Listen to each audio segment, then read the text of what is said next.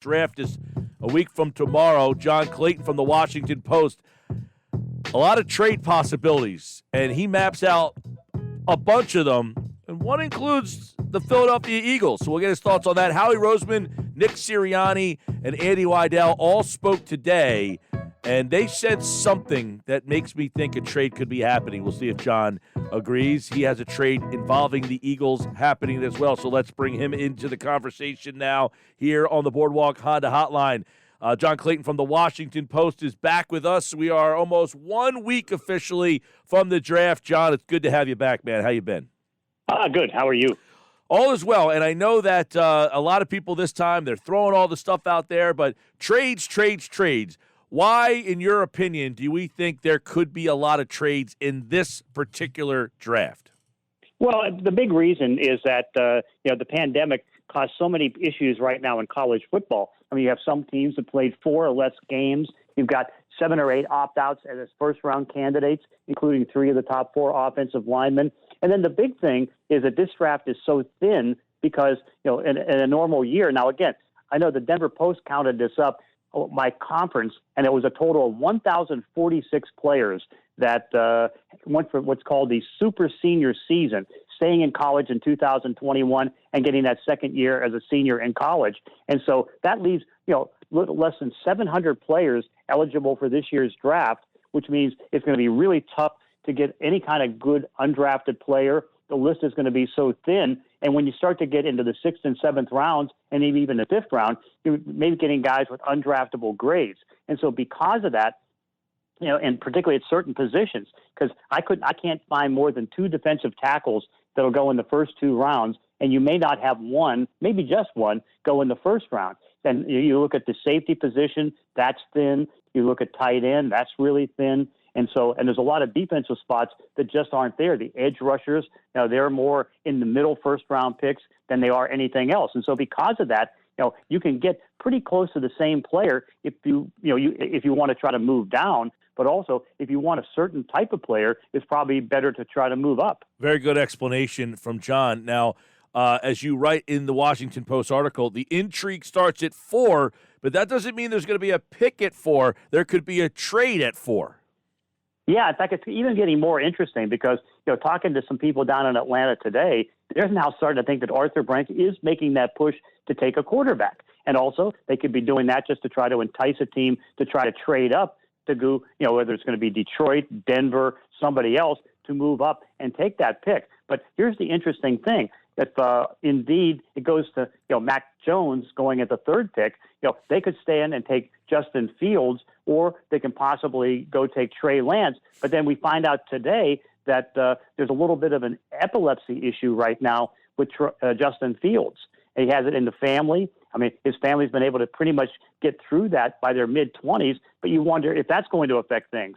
So, yeah, it gets even more dicey trying to figure out the draft and see if there's going to be 5 quarterbacks go in the top 9. Right. Now, there's 2 other spots that are interesting, 7, Detroit, and Denver, who a lot of people think might want a quarterback too. But how does New England kind of play a role in those 2 spots? Well, where they play a role, if the 5th quarterback is there, they can trade up now because if Denver can't get Teddy Bridgewater, then there's a good likelihood that they'll have to take a quarterback if one's there.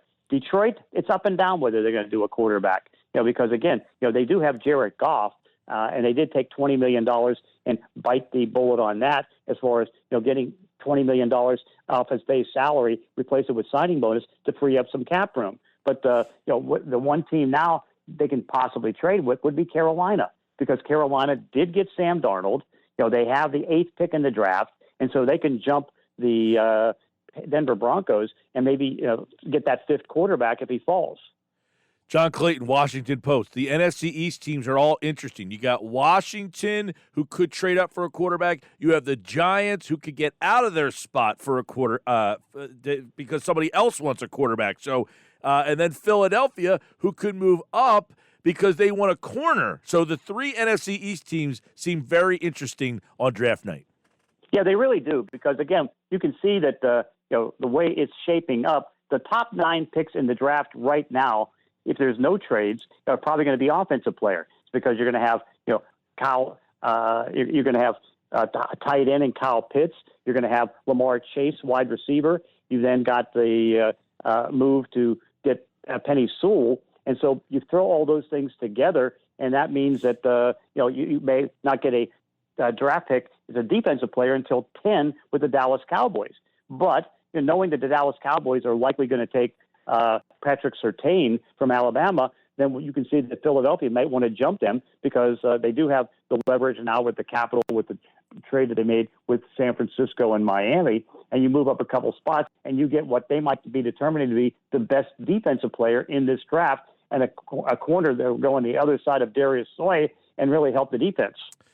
Yeah, that would be very interesting to see Philadelphia jump up in front, get that cornerback, and then Dallas is standing there, and then you got all the stuff that could happen right behind. But the Bears, you say, they could go from 20 to 11. That would be a pretty big move. You wonder how much they would have to do, but that would give the Giants a chance to kind of move back and then feel some things out. Where do you think the Giants are kind of looking if they say, all right, you want 11, we'll move back? What message is that from New York and what they might go for? Well, and again, this is something the Giants never do, and now you can see that they're addressing it and thinking they can do it. And part of the reason is, now, I don't know if Micah Parsons, the linebacker, is there at 11, that they make that trade, because you can argue that he's one of the best defensive players in the draft and would probably be the second defensive player taken after that point. But also, they're looking for an edge rusher. They're looking for a offensive lineman, and you can go down to 20 and maybe get an acceptable thing along with getting value from the Chicago Bears. It's not going to be Washington because,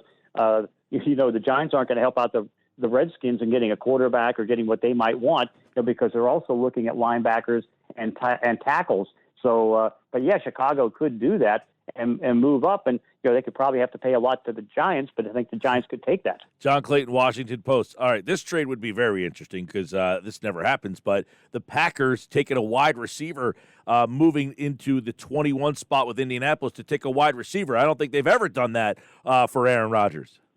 No, I mean, in fact, they starved them last year, and they really kind of starved them the last couple years. I know they've won 13 games in each of those seasons, but they didn't add a tight end, they didn't add a wide receiver, and so far they haven't done anything so far this year. So, in fact, they haven't even added an unrestricted free agent. So, again, I know that they're going to be looking at a couple linebackers. That's something that they're going to be looking at, but they could move up and get maybe the fourth or fifth best receiver. And, of course, Chris Ballard, the Indianapolis general manager, is always one willing to trade down. And what they're looking at is they need a left tackle, but they can also take Quentin Nelson and put him at left tackle and then take a guy on the offensive line, and you can move down 8 spots or whatever, get some draft capital, and then be able to help fill out their offensive line. All right, John Clayton, the Washington Post, he's got a bunch of trade scenarios, some possibilities over at his Washington Post article for this week. And another one of them that is kind of interesting here would be the Bills, because there's a lot of people who feel they need a tight end. Philly's got Zach Ertz. They're at number 30. You say the Bills could actually move up because they need an edge rusher as well. Yeah, somebody for the defensive end, because they just need a little bit more pass rush, because that's something that was a little bit missing last year and something that they like to address. I mean, it's also the possibility they could trade back, but they're really gearing up right now, particularly as good as the season was for the Bills in the playoffs and the Bills overall. I think that if they can go up, they could really help themselves out with the better pass rushers, because again, I don't see a good edge rusher dropping all the way down to that pick for Buffalo. And so to get an edge rusher, because you got maybe 4 of them that would go probably between 14 and maybe 25, they can move up and get an edge rusher. Yeah, I think the point you made was great about earlier about how 9 offensive players could be the first 9 picks in this draft. So you might see teams at the back end moving all over the place to try to get these defensive players as they kind of fall. But what about a team like Miami, who've already moved twice, but you said you think there's a possibility they can move a third time?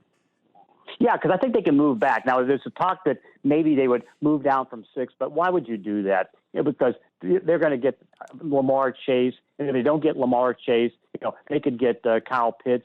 And so now I don't know if Penny Sewell would drop to them, but they would take Penny Sewell. But you figure that it's being hard for Cincinnati to pass on an offensive tackle because of how bad their line is.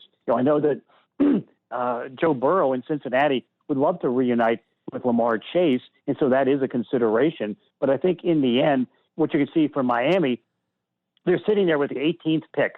Okay, Right. A lot of people think they're going to go for Najee Harris, the running back, but you can trade back and maybe get him in the 20s, because one thing that Najee is a very good back, and I think he's the best back in the draft. But he's not a home run hitter. That seems to be the idea. So taking him at 18 might be a little bit high, but they do want a running back, and he probably would be the running back they would take. But you can move back into the mid-20s and get some value, and then add to the team, because you can see they're loading up on draft choices. Yep, they sure are. Another team, I want to go back to Philly. John Clayton, the Washington Post here real quick, because you mentioned the Patriots trying to trade up.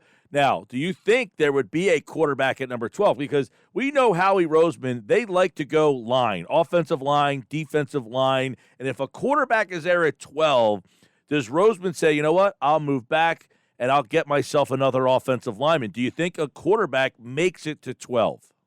I don't think so, no, particularly if Atlanta now is true in thinking that they're going to take the fourth quarterback in the draft, because now you have one that would be left, whether it's going to be Justin Fields or Trey Lance. And if that's going to be the case, I can't see him or that last quarterback getting past Denver, or maybe even getting past Detroit. And so that makes the tough part. And then that somehow, some way, the Patriots might be able to get up if Lance is there at the 8th pick.